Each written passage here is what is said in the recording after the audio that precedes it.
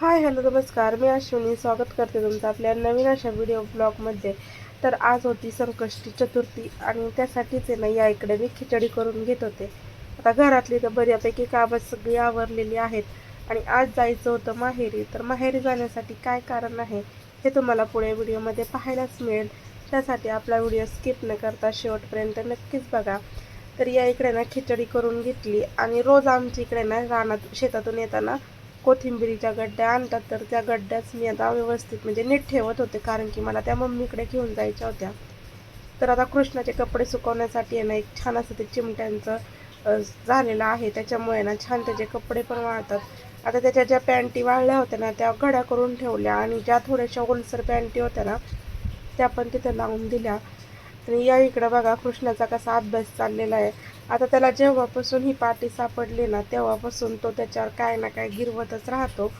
आणि तुम्हाला खरं सांगायचं तर तो आहे ना आपल्या मागे आहे ना 5 पर्यंत म्हणतो. आता तो त्याच्या भाषेत म्हणजे त्याच्या प्रकारे म्हणत असेल, त्याला जसं जमेल तसं. तर आता मी त्याच्यासमोर सारखीच मोबाईल घेऊन होते, त्याच्यामुळे तो उठला आणि दुसऱ्या ठिकाणी जाऊन बसला. आता तिथं गेल्यावर तिथून पण उठल्यात. त्याला वाटलं असेल काय मम्मी सारखीच माझ्या मागं मोबाईल घेऊन फिरती, मला अभ्यास करून देत नाही. तर बघा छान असं त्याचा म्हणजे काय ना काय तो प्रयत्न करतोय. आता फक्त तो 1.25 वर्षाचा आहे, पण बघू ज्यावेळेस त्याला अभ्यास करायचा आहे त्यावेळेस त्याला अभ्यास करूशी वाटतोय का नाही.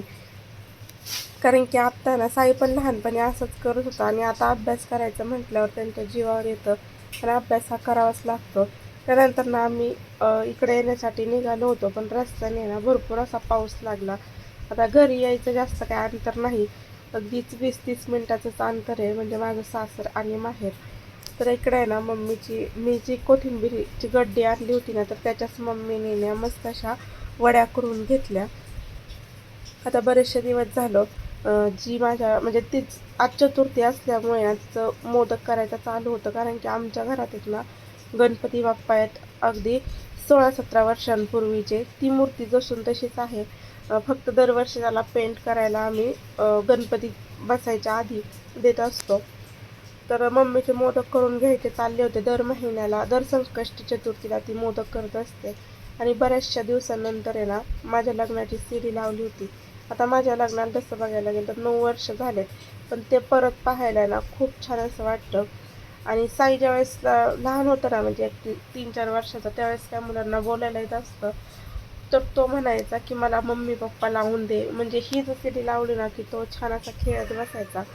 आता संकष्टी चतुर्थी म्हणजे चंद्रोदय होत आला होता, त्यानंतर लगेच गणपती बाप्पांची छान अशी आरती पण करून घेतली आणि गणपती बाप्पांना मोदकाचा नैवेद्य ठेवला.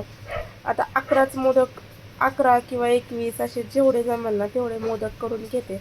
आता बघा या इकडे मम्मीने ना मस्त असे 11 मोदक केले होते, तर त्याचा नैवेद्यसुद्धा ठेवला सगळ्यांनी. त्यानंतर मस्त असं जेवण केलं.